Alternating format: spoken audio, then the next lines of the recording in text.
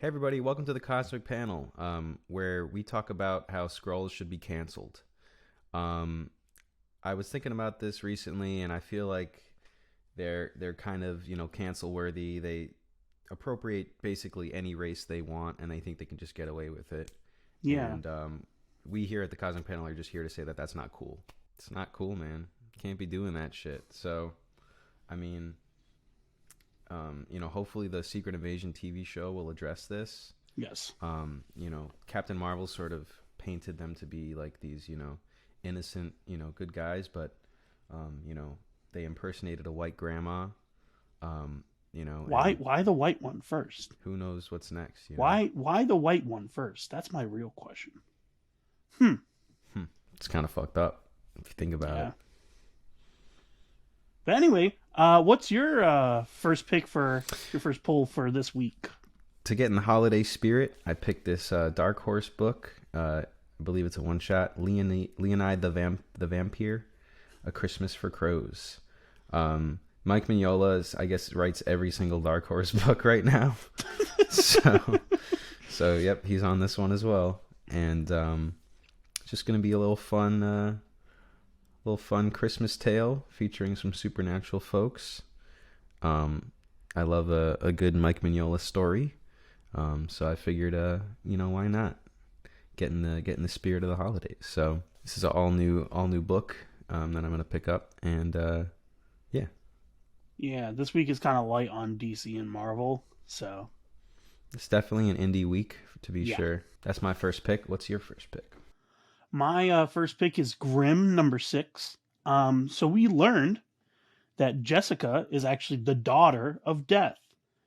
And last issue, Death sacrificed himself to protect her, Oh wow. which means that now the world doesn't have Death anymore. Oh Which shit. means that she now has to become Death. Because if not, then the balances are going to be broken, Mm-hmm. and people are just going to live forever. Wow. So now it's her coming to grips with that, while also trying to remember who she was and etc. Like it's very interesting, and I'm excited to see where this goes. The art has been amazing, the story has been cool, and yeah, it's going a little bit. It's a weird pace, to be honest, but I Mm-hmm. think now it's found its footing. Cool. So I'm quite happy now with the pacing because last issue was really good, and the issue before that was decently paced. It was just the first two issues that I would say were pretty slow and not as fast as I would have liked them to be. Mm-hmm. But yeah, this is I'm excited to read the next issue. Next up for me, I got Savage Avengers number 8. This is going to be a turning point for the Savage Avengers in their battle against Ultron 2099. They just encountered Doom, and I guess they're going to free him, which is kind of a crazy idea. Yeah, Allying yourself with Doom is always a dangerous move. But this has been a really fun arc for the Avengers, for the Savage Avengers, and yeah, I'm excited to see where this goes and to see how dangerous this Ultron is of 2099, because it definitely seems like a threat to be reckoned with. yeah. I'm really liking how they're writing some of the characters. Like Black Knight was sick. Yeah, I'm liking how Flash is being written. Not so much loving Cloak and Dagger's like toxic ass relationship. yeah, it was a bit of an odd turn. Cloak kind of being Mm, like, "No, you're mine." Like, yeah, which I guess is a way that he could go if because like we're so used to them just being a pair, like they're yeah, always together through thick and thin, that introducing Flash into the mix is kind of, if it's weird, but I guess it's a possible like toxic side of Tyrone that we haven't seen before. also, Dagger just seems to be falling into him way too easily. Yeah, definitely. Which is like, I wish there was at least like they could have at least had like one scene where she sat down and talked to Flash, be like, Yeah, "So, tell me about yourself."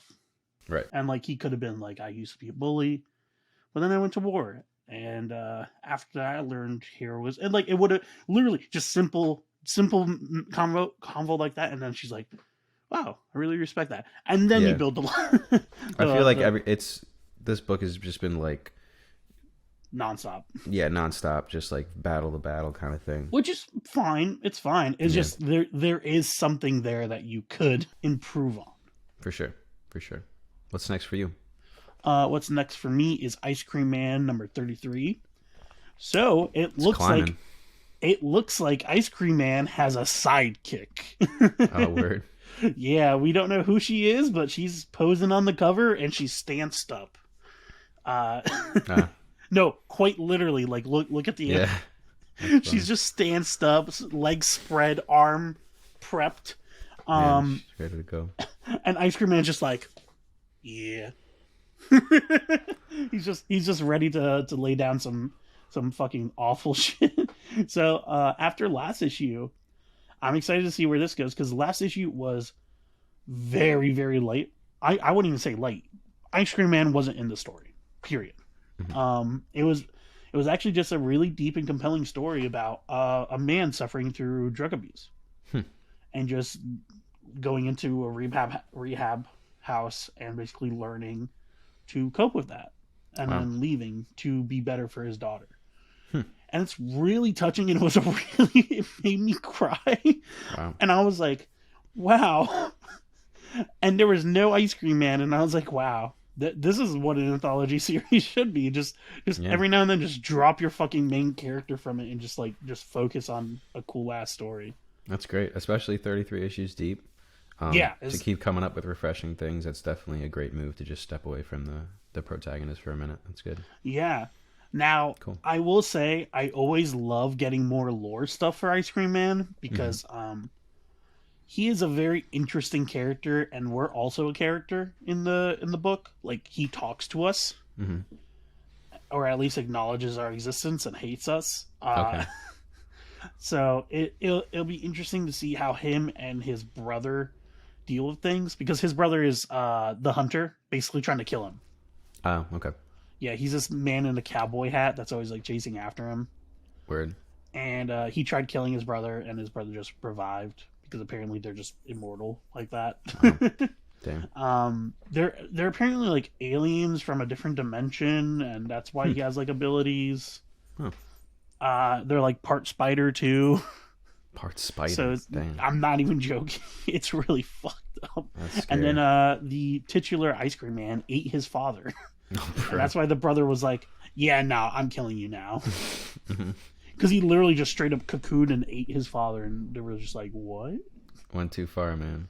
No, bro, it's insane. And then the issue after that was him in a soap opera. Like he was in like 1700s Mexico, and he was like a slave owner, and he was just it was just Wow. a soap opera. It was literally just a soap opera where he was cheating on his wife with a maid, Jesus. and then all of a sudden his brother came in and was like, "I'm gonna kill you," just straight up in English. By the way, the entire book had been in Spanish, and he's like, "I'm gonna kill you right now," and he pulls out the gun. Oh my god. Now, Ice Cream Man is it's so weird, man. It's but like in a great way. Yeah. Next for me, I got Monica Rambeau, Photon #1. This is an exciting #1 to see. I'm glad that we're going to dive more into this character and see how Monica is doing in these modern Marvel times. They took the phrase from Captain Marvel, higher, further, faster. Yeah, I like that. Eve L. Ewing is writing this, which is cool. But yeah, definitely a great pick to write this character. Ever since she's been in Thunderbolts, I definitely wanted some more solo time with her. She's a very powerful and important character in the Marvel universe, and yeah, I'm just really excited to see what they do with her in this book. And yeah, I'm not a huge fan of her costume on the cover, to be honest. I think it's neat, but it's definitely a big switch up from what she was just wearing in Thunderbolts. So I don't know Which how they're is going what to address that. I actually love that costume in Thunderbolts, so that's probably why. Yeah, Like the jacket and it just looks really good.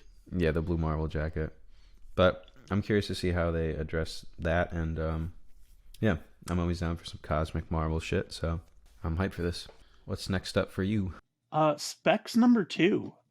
This is a new Specs. series. Okay. Completely new, but it's from the artist from House of Slaughter and the Okay. writer who's currently writing the all new Firefly books. Oh, Um, it's a very interesting tale about LGBTQ teens in the 90s. oh, cool. Basically, these two friends, one of them is gay and likes the other, and they stumble upon one of those like joke like 3D glasses, Hmm. and it's like, oh, if you it's like in the comic, it's like if you get it, it'll make all your wishes come true. Uh, Too bad it literally it actually does make all their wishes come true, and not in a monkey paw sense. Hmm. Like in a legitimate, like it actually does what it says.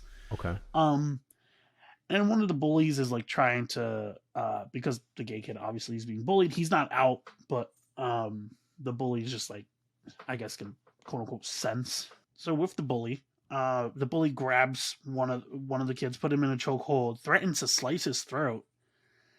And so the other friend is like, I wish you would go away. Obviously, that wish didn't end up well. And that was the way we ended last issue. Is just the bully's gone. We don't know where the fuck he went. He could have died. Hmm. They just And disappeared from the scene. yeah, and Okay. now they're just stuck with the glasses. Hmm. Yikes. That's cool. But it's cool. It's a very interesting premise, and I mean, hey, it's a good LGBTQ plus story. Like it's interesting, especially taking the setting of the '90s. It's nice. Yeah. Next for me, I got Deadpool #2. I was just telling Lucas that I haven't read a Deadpool book in years and years. I was feeling kind of fried out in Deadpool, but this #1 was refreshing for him, introducing some new villains for him to go up against. Harrower is a more obscure, I think, also recent Marvel villain. So that's cool to see him interact with her And and also simp deal for with the Valentine. yeah, Sim for Valentine. But to implant a Carnage symbiote in him is a crazy twist that I was not expecting. It's fucked. So that's gonna be crazy. And pairing him up against pitting him against Doc Ock is really cool. He has to kill Doc Ock in like a couple hours at this point, or else he's not gonna get invited into this prestigious assassins group. So yeah, this is a really fun Deadpool book. Alyssa Wong is doing a great job, and yeah, I'm really enjoying this. I love that Valentine's thing is literally just, oh, I have needles for fingers. Needle fingers.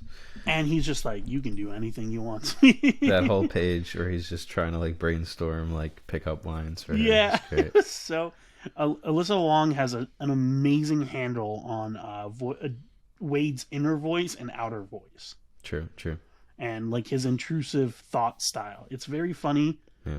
how I you already relate to him immediately by him just simping to the character. You're already like, yeah, okay, we need to kill Doc Ock. Right. Exactly. You're already on board with the plan, not even questioning like why he needs to be. No, he needs to get Valentine to kiss him. Yeah. Right. So yeah, I don't know how he's gonna do it. Watch him actually kill Doc Ock. Yeah, imagine. That But would to be see wild. Doc Ock's interest in what Harrower's doing at Deadpool 2 definitely is exciting because I know that they're gonna take this Carnage symbiote concept above and beyond. So yeah, really hyped to see what happens in the next issue. Yeah. Next up for me is Two Graves, #2.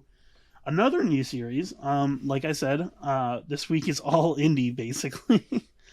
um, Two Graves is very interesting. It started off very interesting and very strong. It's basically about this girl. As far as we know, she's going to die, and she is doing a road trip with Death. Hey, Cowabunga. So yeah, yeah. So Death is her homie, Mm-hmm. and he's just like, yeah. So I'm gonna stick with you until you just die. But you want to go like across country? We can kill like some pedophiles and rapists and etc. And that's basically what they do.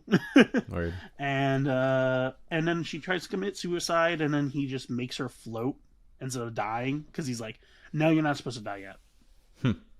And it's like weird. But yeah, I like that it's called Two Graves because it's like implying like Death will be with her till the end. Mm-hmm.